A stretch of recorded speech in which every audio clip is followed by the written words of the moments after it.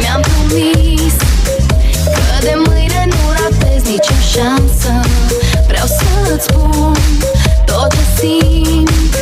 Lângă tine începe o nouă viață.